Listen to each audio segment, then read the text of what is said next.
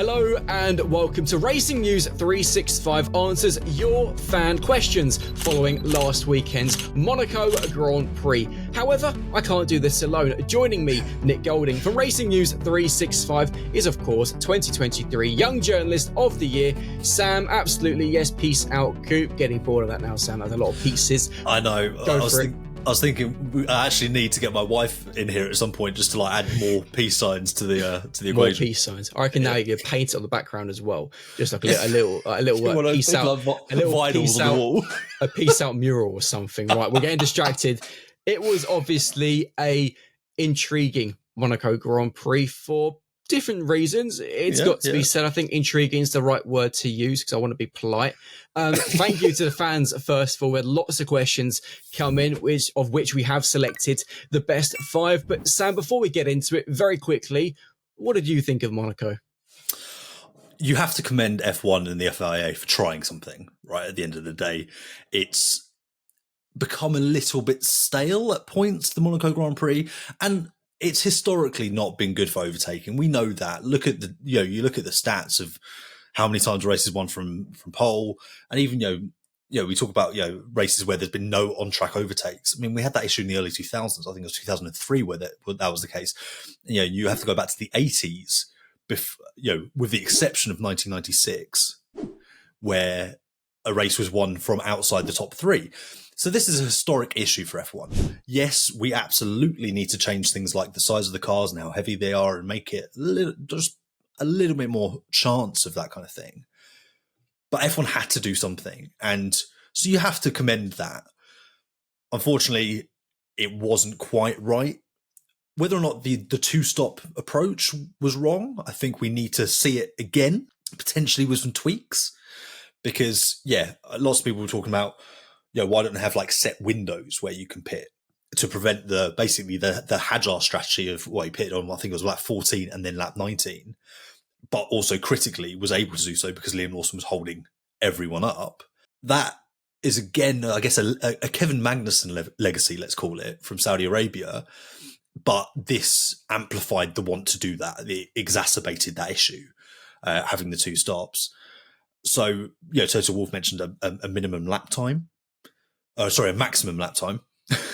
Obviously, they're aiming for the minimum lap time. That'd be fast, wouldn't it? Cool. Everyone do sub 70-second laps. Cool. And I think that's a fair point. Yeah. So, will we see some tweaks? So, I think it didn't work. It was a failed experiment, but I think they will have to return to the drawing board because it was very, very difficult to predict exactly what would have happened there. And of course, you can get our full views and also lead editor Ian Parks' views on the mandatory 2-stop rule in yesterday's brand new episode of the Racing News 365 podcast. It was a very good one, so there's a little spoil for you. But let's get on, Sam, with the fan questions and beginning with Sahara Lisa. And of course, as we know with Monaco, the main thing about it is qualifying. It's the best qualifying of the year, which makes up for it being probably the worst race of the year nowadays. And the question that comes from Sahara is, do you think if Charles Leclerc went for a second flying lap in his final attempt in Q3, would he have beaten Lando Norris to the pole?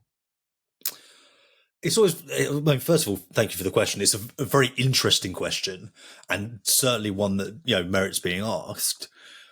It's always difficult to say, would he have got pole? Because you just don't, he could have clipped a wall. He could have put it fully into the wall. You just, you just don't know. He might have, overcooked the tyres, but he certainly could have, because, basically what we established is, what Lando Norris and McLaren established is that the tyre wasn't going off in that kind of that push was a very, very strong strategy. Whether or not,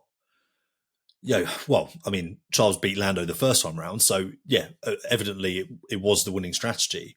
It's Charles certainly could have, because he certainly had the pace in that Ferrari. And I know Nick, you spoke with Ian a little bit about this, what Andrea Stella said, so I'll let you kind of interject with that. Well, thank you very much. But Andrea Stella came out and actually said that, in effect, what they discovered was that the C6 tyre, of course, this Pirelli softest ever compound, which was used in Imola, then used again in Monaco, a lot of the drivers, even in practice, were complaining about how difficult it was to get it into the right operating window. Bizarrely, it was taking several laps to get it up to temperature to the right level of grip so that they could then push. What McLaren discovered was that, exactly as they did with Lando and Oscar in the second half of Q3, is that they could do, as you pointed out, a first push lap, then a cool down lap, and then a final push. Because what they found is that by the time they got to that final push, the track was in its best condition. The tyres also entered the right operating window. And as we saw, Lando, despite having done already one push lap on that set of tyres, went and did the first ever sub 70-second lap around Monaco, broke the lap record, which claimed him pole. So to a certain extent, you could argue it was actually just McLaren playing the tyres to an absolute T and understanding how to get the most out of them. So maybe on another day, Ferrari might look and think, okay, yes, perhaps we should have copied McLaren, because actually even for those listening in the UK would have heard the commentators thinking that McLaren were just doing their final exactly. They were just going early. quickly and then going to pit and that'll be it done. No, actually, they wanted to do that push, cool push, because they realised the tyres would actually be in the better window come the final lap. Very interesting. And also, yeah, I mean, that I think really, really well illustrates the point of just how much that pole position and subsequently the race was won in the McLaren strategy room, because no one else saw that. And even the commentators, Martin Brundle, David Croft, they've been around F1 for a long time. And even they were going, well, they've gone early. No one really anticipated the push, the push, call push, which is a tried and tested technique, to be fair. Like, we've seen it before. So that was really interesting. But, also hats off to Charles, because he also set a lap record prior to Lando, then further lowering that marker. So, yeah, it was a brilliant qualifying session. And, yeah, I mean, hats off to all involved.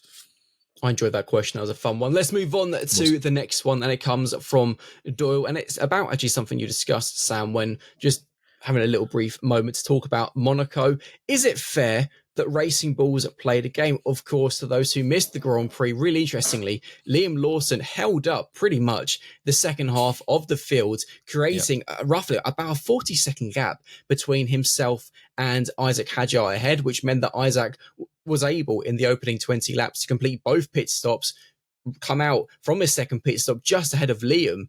And obviously in the end went on to finish in a personal best result of P6. Very, very clever. Carlos Sainz has actually called for F1 to look into it and said that it's effectively manipulating, very big word from Carlos, manipulating the results, and that it's not a good look, because what effectively happened is that Racing Bulls played this game before everyone else. It was quite clear they had a strategy from the get-go, and to give them credit, whether you like it or loathe it, it worked. By the time it had worked, Williams and Mercedes kind of reacted too late, because they could see what Racing Bulls had done, and in the end basically tried to do the exact same. And of course it worked to a certain extent for Williams, finishing 9th and 10th. Mercedes got no points. But actually, I think given the circumstances of what the mandatory 2-stop was, I do think it was fair game. What are your points? I fully agree it was fair. Was it against the regulations? Absolutely not. I don't like it. Don't be wrong. I don't like it, but it's fair. Was it against the spirit of the regulations? Potentially. Yes. I think that's where the talking point is. And Liam Lawson himself said, that it's rarely that you get a strategy that you can execute perfectly. And to be fair to Racing Bulls, they did. That then pushed Williams into having to essentially do the same thing. And Williams's approach, I mean, they were advantaged by the fact that they were running back to back, so they could physically let the other one past on track to then build the gap for they inverted the positions and then obviously swap back later in a race. But James Vowles said himself, this isn't how we like to go racing. Like, they weren't happy. He texted Toto Wolff, as we know, to apologise for it. Toto Wolff totally understood. He's a level-headed man. I think that's fair enough. But a nice gesture from James Vowles, nonetheless. So yeah, I think there's a little bit of the gamesmanship and the team play. You don't like to see it.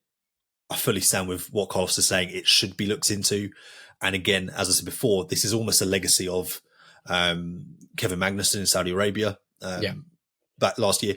But this, I think what's critical in the wider context of the 2-stop debate is this isn't unique to this race. No. We saw last year Fernando Alonso deliberately backing up the pack in Monaco.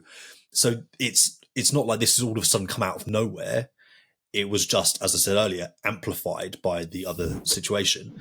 So, yeah, I think that's perfectly fair.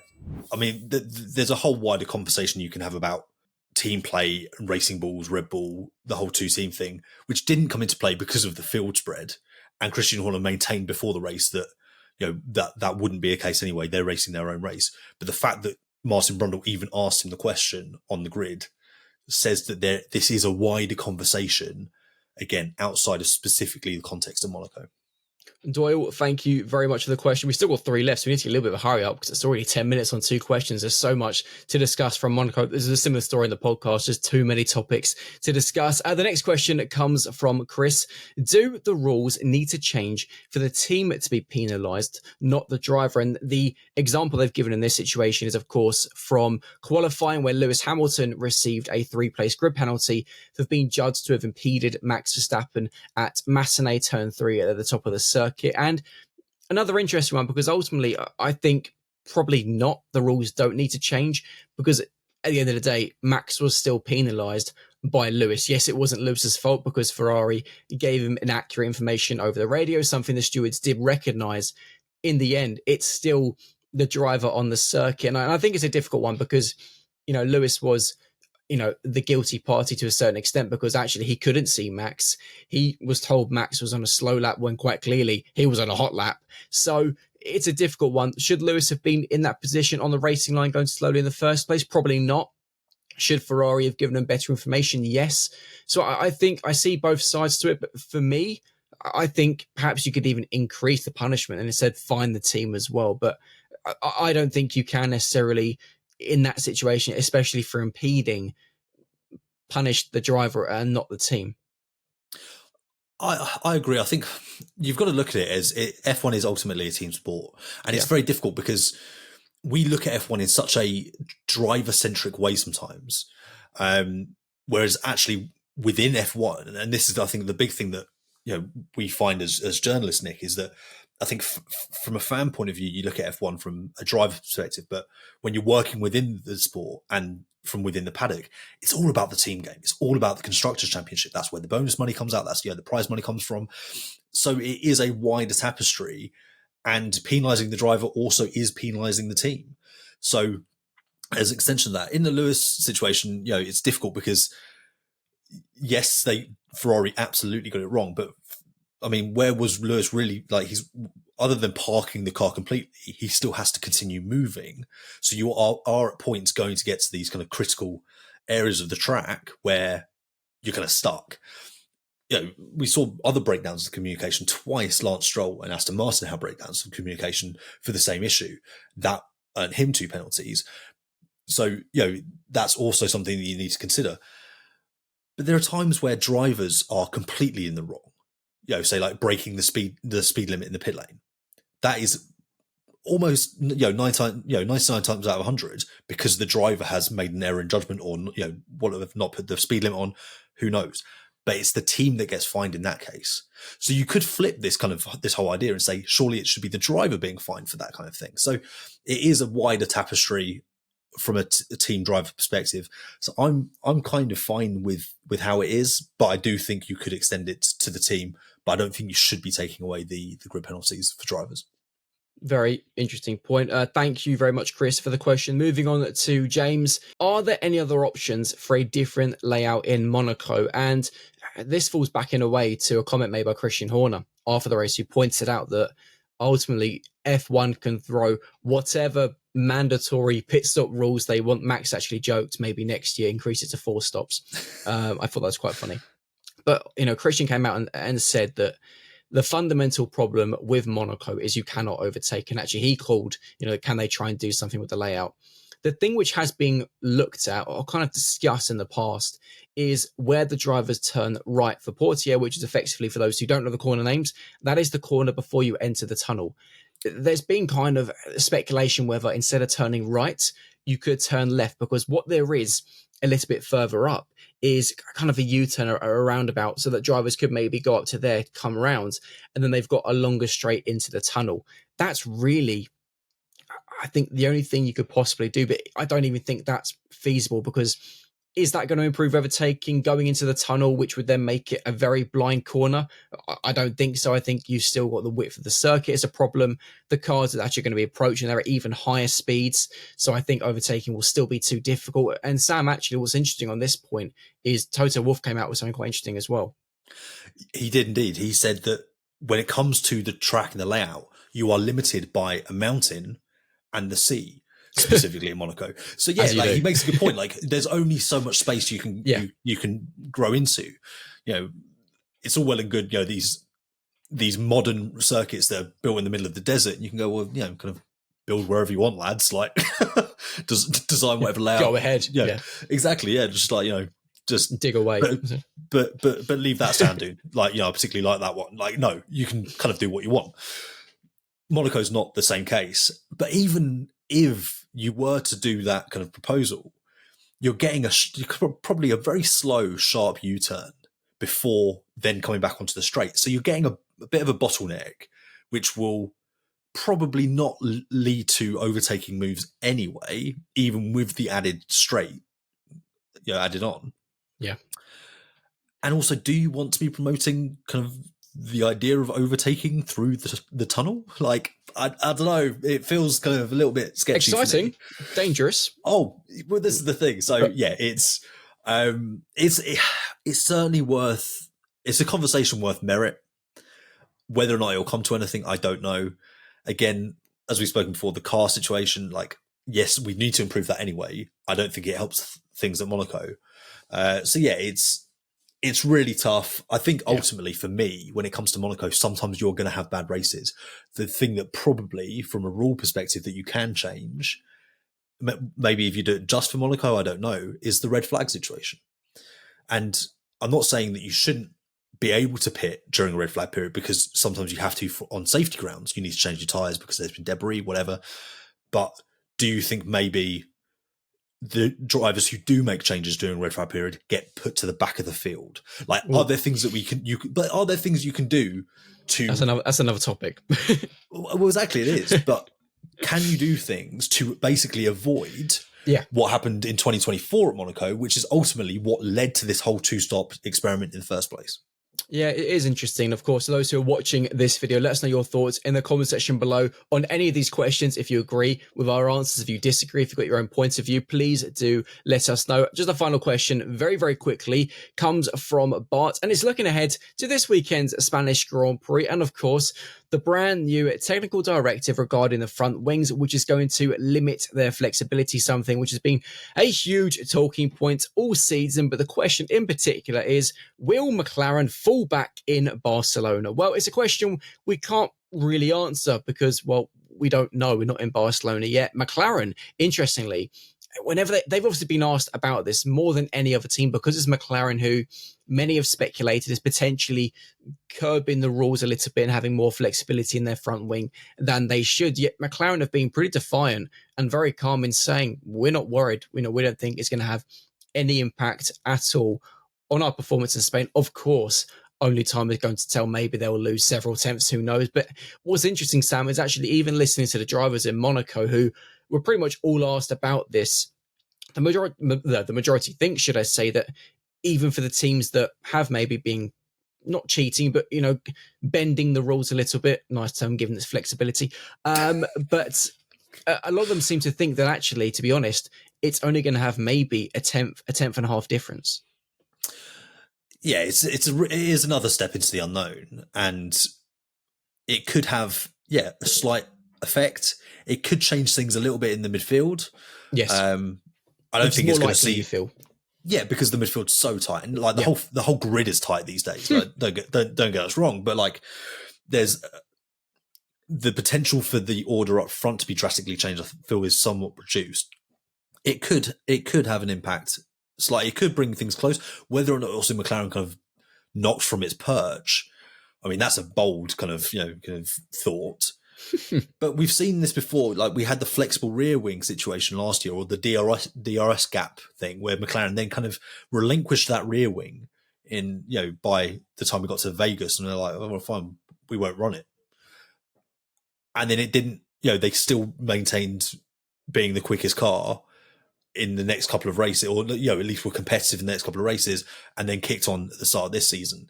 So it didn't have a huge impact when people kind of, will this kind of bust the whole situation wide open? Then you've got the technical directives that came in before Imola. Again, McLaren had a bad weekend, or Red Bull had a good weekend, and then went straight into Monaco, which again is another outlier. So we don't really have a full, clear picture of exactly what's going on. And that's why Barcelona is so intriguing, is just what will the case be on a more conventional circuit. But you've got to wonder whether or not these teams have already made these changes. Mercedes, we already have. There'll be things that they're doing. You might not necessarily have to drastically change your front wing. God, rear ring. That's a new one. Ring. But let's talk about rear rings. Move on quickly. Come on. You might not have to change your front ring to the point that you need to declare it to the FIA. Yeah. So we don't know that there haven't already been those changes. But it's an intriguing prospect. It's definitely the one that's going to be the focal point heading into the weekend. But it's just, again, it's so difficult to say whether or not it will have a substantive influence on the pecking order or not. But it probably will affect at least a few of the teams to a varying degree. Well, as I've said all season, only time will tell. So, of course, if you have been watching this video, please do smash that like button, subscribe to the channel. And as I mentioned a few minutes ago, please do comment below your answers to any of the questions or points we've discussed, and just your general points on the Monaco Grand Prix itself. Sam, amazing stuff. As always, we'll be back this weekend for the Monaco Grand Prix. No, it's not Monaco. It's the Spanish Grand Prix. See you later. Thanks for joining us, everyone.